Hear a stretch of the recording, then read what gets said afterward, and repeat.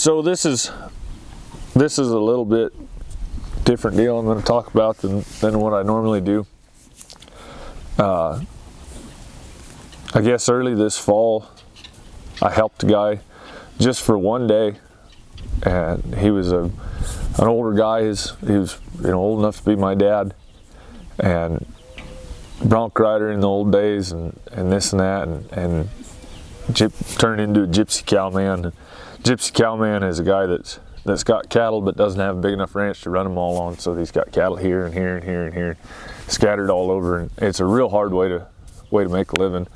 And you kind of got to be married to those cows, and the only reason I had anything to do with anything was because where he had some of those cows gypsied was close to this place here, and through a friend of a friend, he asked if he could use my facility to ship them. And I said, yeah, shoot, no problem, not a problem at all. And so we gathered them to here, and then I've got some pens back there, and we sorted everything the way they wanted to sort them, and so on and so forth, loaded them on a cow truck, and away we went. And when it was all done, he said, well, what do I owe you? And I said, oh, nothing, don't worry about it. And he said, well, I used your place and took up half your day, and you helped me and everything. I got to owe you something. And I said, no, you don't owe me anything. And so he said, okay, and he left. Come by the next day, and all he did was drive up, and I was saddling a horse, and he tossed me a bottle of whiskey. And he says, I felt terrible not paying you anything. He says, that's got to make us even. I said, fair enough. And so that was about all I knew of this guy. The little tiny interaction I had with him. The only thing in between waiting for cow trucks, I got to talk to him a little bit, and I knew he'd been a heck of a bronc rider, like in the Hawkeye Hansen days. So that would have been the late 60s and early 70s, I think, or I guess late 70s and early 80s. I guess that's about right.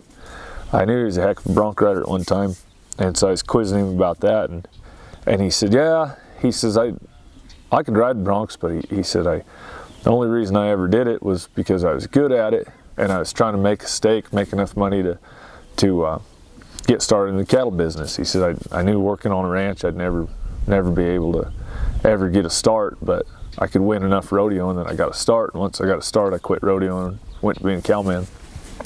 We talked about that a little bit, and the life of a rodeo cowboy and the life of a gypsy rancher. Been through a couple of divorces and this and that, whatever. So that was that. And then here about a little over a month ago, I guess, I heard he got killed in a car accident. That guy did.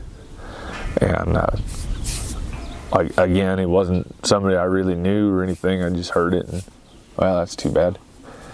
And then 2 weeks ago at the sale barn here, I go down every Tuesday and I help those guys sort things up, class them up to sell them. There was this man's whole herd. Everything he'd worked for his entire life was there at the sale barn. And what he'd spent his entire life working for, in about 3 hours, we had him classed up, sold, loaded on trucks, headed to the Four Corners. And it just got me to thinking that it's really important that you know what you're working for. I'm working hard for the things that I'm invested in. All of you watching, I know you get up every day and work hard for the things you're invested in, but just every once in a while stop and think about what it is you're working for, because in 3 hours, a couple of guys can have it all sorted out and sold, and your whole legacy's gone. So know what you're working for. That's it.